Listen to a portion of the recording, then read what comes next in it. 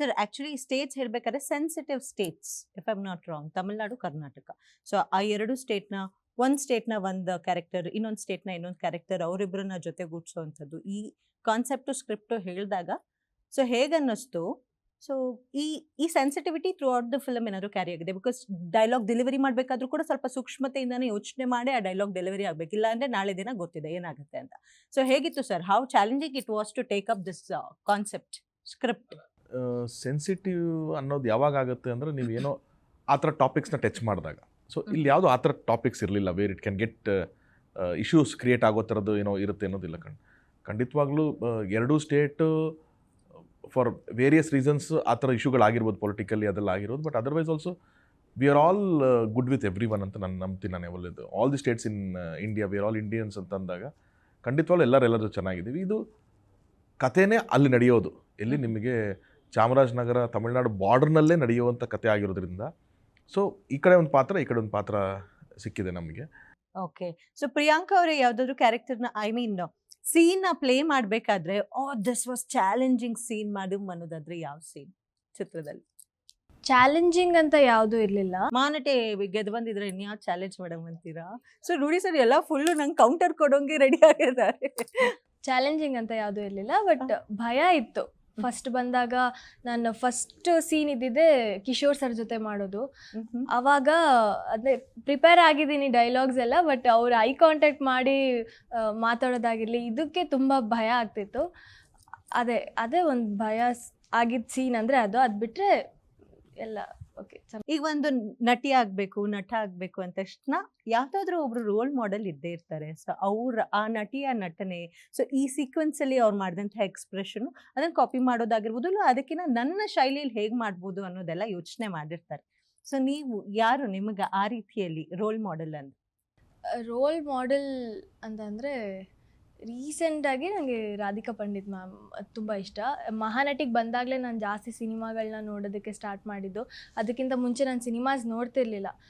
ಆವಾಗ ನಮಗೆ ಒಂದೊಂದು ಕ್ಯಾರೆಕ್ಟರ್ ಕೊಡ್ತಾಯಿದ್ರು ಪ್ರತಿ ವಾರ ಆಗಿರಲಿ.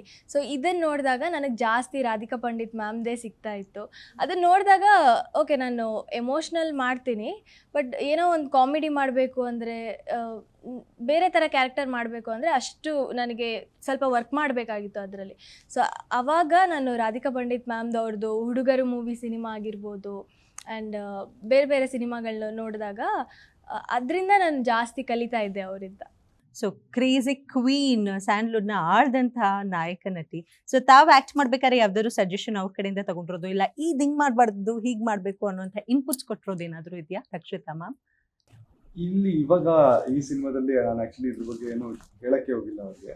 ಅವ್ರ ಜೊತೆ ಮಾಡಿದಂಥ ಅವ್ರ ಜೊತೆ ಅಂದ್ರೆ ಬಿಗಿನಿಂಗ್ ನಾವು ಏಕಲವ್ಯ ಮಾಡಿದ್ವಾಗ ಅಫ್ಕೋರ್ಸ್ ನಾನು ಅವ್ರ ಹತ್ರ ಅವ್ರ ಕಾನ್ಸ್ಟೆಂಟ್ ಟಚ್ ಅಲ್ಲಿ ಇದ್ರು ನನ್ನ ಜೊತೆ. ಆವಾಗ ಬಿಗಿನಿಂಗ್ ಅಲ್ಲಿ ಒಂದು ಬಂದು ನೋಡೋರು ಹೇಗೆ ನಡೀತಾ ಇದೆ ಎಲ್ಲ ಅಂತ. ಆ್ಯಂಡ್ ಐ ಥಿಂಕ್ ಅಲ್ಲಿ ಮೋರ್ ಆರ್ ಲೆಸ್ ಡೈರೆಕ್ಟ್ರು ನಮ್ಮ ಭಾವ ಇದ್ದಿದ್ದರಿಂದ ಅವ್ರಿಗೆ ಏನು ಬೇಕು ಅವ್ರು ತೆಗೆಸ್ಕೊಳ್ತಿದ್ರು, ಮಾಡಿಸ್ತಿದ್ರು. ಬಟ್ ಓನ್ಲಿ ಥಿಂಗ್ ಈಸ್ ಅವ್ರು ಒಂಚೂರು ಕಾಂಪಿಟೇಟಿವ್ ಆಗಿ ನೋಡ್ತಾರೆ. ಅಂದ್ರೆ ನಾವು ನೋಡೋ ರೀತಿ ಒಂಚೂರು ಬೇರೆ. ಅಂದ್ರೆ ಎಲ್ರೂ ಚೆನ್ನಾಗಿ ಮಾಡ್ಬಿಟ್ಟು ಸಿನಿಮಾ ಚೆನ್ನಾಗಿ ಆಗ್ಬೇಕು ಅಂತ ಅವ್ರದ್ದು ಒಂದು ಇದು ಮಾಡೋದು ಹೆಂಗಿರ್ಬೇಕಂದ್ರೆ ಕಾಣಿಸ್ತಿರ್ಬೇಕು ಹಂಗೆ ಅಂತ. ಸೊ ಅದು ಯಾವತ್ತೂ ಇರೋದು ಅವ್ರಿಗೆ, ಅಂದ್ರೆ ಹೈಲೈಟ್ ಆಗಿ ಇದು. ಬಟ್ ಅದೆಲ್ಲ ಆ ಥರ ತುಂಬಾ ಒಂದು ಇನ್ಪುಟ್ಸ್ ಇತ್ತು. But otherwise I think Ekalavya ಅಲ್ಲೂ ಐ ಥಿಂಕ್ ಅವರಾಗಿರ್ಲಿ ಎಲ್ಲರೂ ತುಂಬಾ ಖುಷಿಯಾಗೇ ಇರ್ಬೋದು. Is there anything that she appreciated? ಯಾವ್ದಾದ್ರು ನೀವು ಮಾಡಿದಂಥ ಸೀಕ್ವೆನ್ಸ್ ನಲ್ಲಿ ಅಪ್ರಿಷಿಯೇಟ್ ಮಾಡಿದ್ದು, ಇದ್ರಲ್ಲಿ ಸಖತ ಮಾಡಿದ್ಯಾ ಅಂದಿದ್ದು? ಇಲ್ಲ, ಬಟ್ ಫಸ್ಟ್ ಟೈಮ್ ಒಂದು ಸ್ಕ್ರೀನಿಂಗ್ ಮಾಡಿದ್ವಿ, ಆಯ್ತಾ?